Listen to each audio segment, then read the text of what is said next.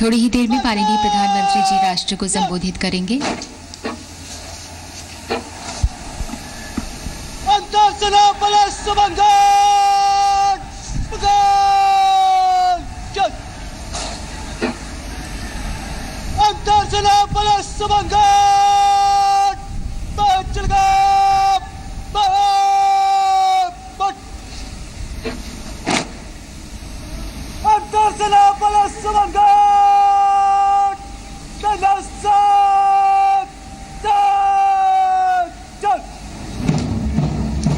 माननीय प्रधानमंत्री जी, आज जन जन के मन में pride in every movement, rhythm in every step. The national flag guard marches off to the tune of Sare Jahan Se Acha, and the 14 buglers also take their new positions, move away from here. The Prime Minister acknowledging the greetings on either sides of the VIP enclosure. जब से हम आजाद हुए, हम आगे बढ़े।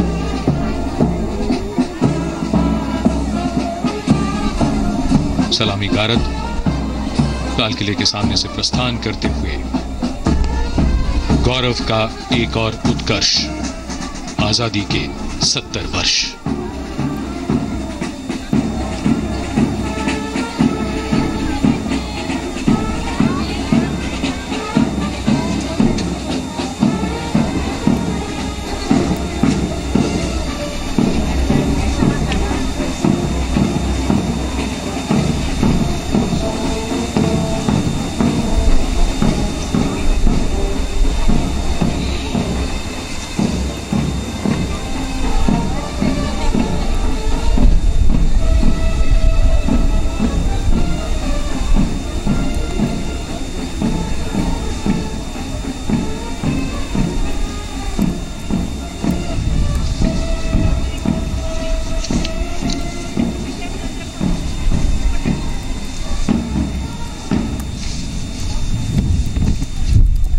मेरे प्यारे देशवासियों,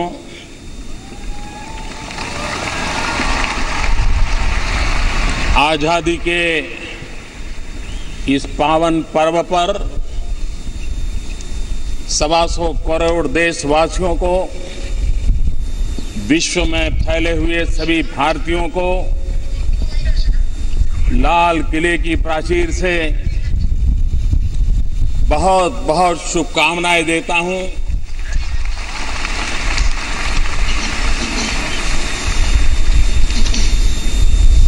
आजादी का ये पर्व 70वां वर्ष एक नया संकल्प, नया उमंग, नई ऊर्जा, राष्ट्र को नई ऊंचाइयों पर ले जाने का संकल्प पर्व है।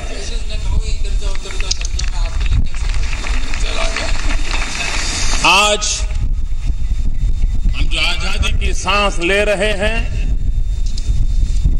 उसके पीछे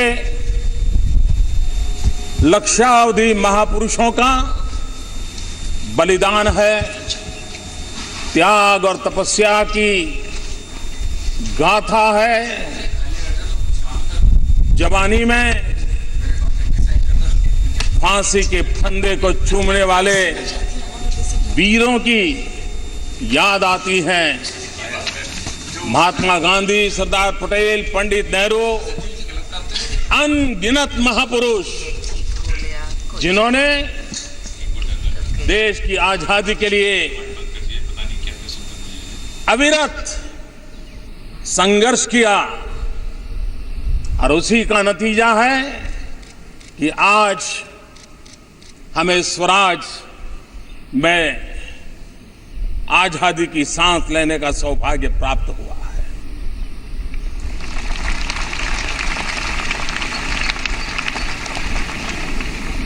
भारत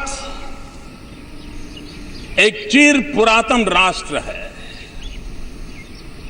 हजारों साल का इतिहास है, हजारों साल की सांस्कृतिक विरासत है। वेद से विवेकानंद तक, उपनिषद से उपग्रह तक, सुदर्शन चक्रधारी मोहन से लेकर के चरखाधारी मोहन तक, महाभारत के भीम से लेकर के भीमराव तक एक लंबी हमारी इतिहास की यात्रा है, विरासत है। अनेक उतार चढ़ाव इस धरती ने देखे हैं। अनेक पीढ़ियों ने संघर्ष किया है।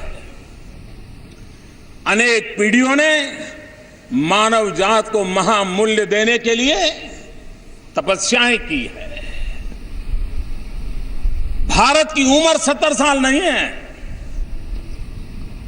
लेकिन गुलामी के कालखंड के बाद हमने जो आजादी पाई, एक नई व्यवस्था तक के तहत हमने देश को आगे बढ़ाने का प्रयास किया। ये यात्रा 70 साल की है। सरदार वल्लभ भाई पटेल ने देश को एक किया। अब हम सबका दायित्व है देश को श्रेष्ठ बनाएं। एक भारत श्रेष्ठ भारत का सपना पूरा करने का हम लोगों ने निरंतर प्रयास करना चाहिए। भाइयों बहनों, स्वराज ऐसे नहीं मिला है। जुल्म बेशुमार थे, लेकिन संकल्प अड़िग थे। हर हिंदुस्तानी आजादी के आंदोलन का सिपाही था। हर एक का जज्बा था देश आजाद हो सकता है हर किसी को बलिदान का सौभाग्य नहीं मिला हो सकता है हर किसी को जेल जाने का सौभाग्य न मिला हो, लेकिन हर हिंदुस्तानी संकल्पबद्ध था। महात्मा जी का नेतृत्व था। सशस्त्र क्रांतिकारियों के बलिदान की प्रेरणा थी, और तब जाकर के स्वराज प्राप्त हुआ है। लेकिन अब स्वराज्य को सुराज्य में बदलना, ये 125 करोड़ देशवासियों का संकल्प है।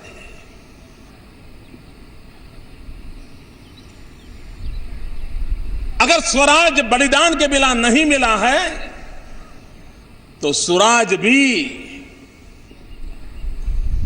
त्याग के बिना, पुरुषार्थ के बिना, पराक्रम के बिना, समर्पण के बिना, अनुशासन के बिना संभव नहीं होता है। और इसलिए 125 करोड़ देशवासियों के सुराज्य के संकल्प को आगे बढ़ाने के लिए अपनी अपनी विशेष जिम्मेवारियों की ओर प्रतिबद्धता से आगे बढ़ना होगा।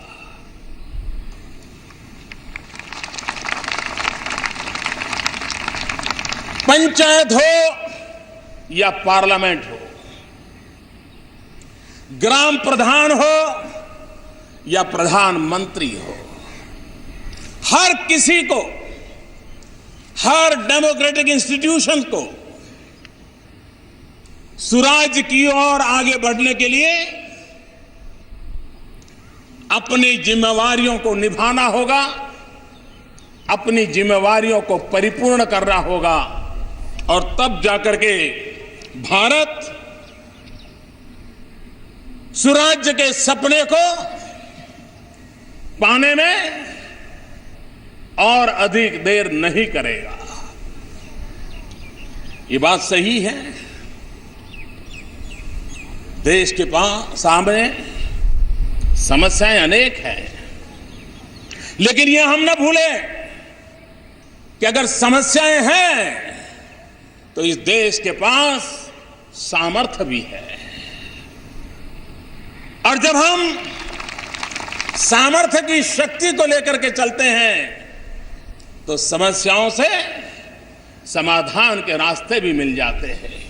और इसलिए भाइयों बहनों, भारत के पास अगर लाखों समस्याएं हैं तो 125 करोड़ मस्तिष्क भी हैं जो समस्याओं का समाधान करने का सामर्थ्य रखती है। भाइयों बहनों, एक समय था हमारे यहां सरकारें आक्षेपों से घिरी रहती थी, लेकिन अब वक्त बदल चुका है। आज सरकार आक्षेपों से घिरी नहीं है, लेकिन अपेक्षाओं से घिरी हुई है। और जब अपेक्षाओं से घिरी रहती है तब ये बात का संकेत होता है कि जब आशा हो, भरोसा हो, उसी की कोख से अपेक्षाएं जन्म लेती हैं और अपेक्षाएं सुराज की ओर जाने की गति को तेज करती हैं, नए प्राण पुरती हैं और संकल्पों की पूर्ति नित्य निरंतर होती रहती है। इसलिए मेरे भाइयों बहनों, हम लोगों के लिए इस सुराज की यात्रा, आज जब मैं लाल किले की प्राचीर से आपसे बात कर रहा हूं तो बहुत स्वाभाविक है कि सरकार क्या कर रही है, देश के लिए क्या हो रहा है, देश के लिए क्या होना चाहिए, इन बातों की चर्चा होना बड़ा स्वाभाविक है। मैं भी बहुत बड़ा लंबा सरकार के कार्यकाज का हिसाब आपके सामने रख सकता हूं, बहुत सारी बातें आपके सामने प्रस्तुत कर सकता हूं। 2 साल के कार्यकाल में अनगिनत इनिशिएटिव, अनगिनत काम, लेकिन अगर उस ब्यौरा देने जाऊंगा मैं तो पता नहीं हफ्ते भर मुझे लाल किले की प्राचीर से बोलते रहना पड़ेगा। और इसलिए मैं उस मोह के बजाय आज कार्य की नहीं, इस सरकार की कार्य संस्कृति के प्रति आपका ध्यान आकर्षित करना चाहता हूं। कभी कभी कार्य का तो लेखा जोखा करना सरल होता है, लेकिन कार्य संस्कृति को जब तक गहराई में न जाए, जानना, समझना, पहचानना सामान्य मानवी के लिए सरल नहीं होता है। और इसलिए मेरे प्यारे भाइयों बहनों, मेरे प्यारे देशवासियों, आज मैं सिर्फ नीति की नहीं, नियत की भी और निर्णय की भी बात कर रहा हूं। भाइयों बहनों, सिर्फ दिशा नहीं, एक व्यापक दृष्टिकोण का मसला है। सिर्फ रूपरेखा नहीं, ये रूपांतरण का संकल्प है। ये लोक आकांक्षा, लोकतंत्र और लोक समर्थन का त्रिवेणी धारा है। ये मति भी है, ये सहमति भी है। ये गति भी है और प्रगति का एहसास भी है।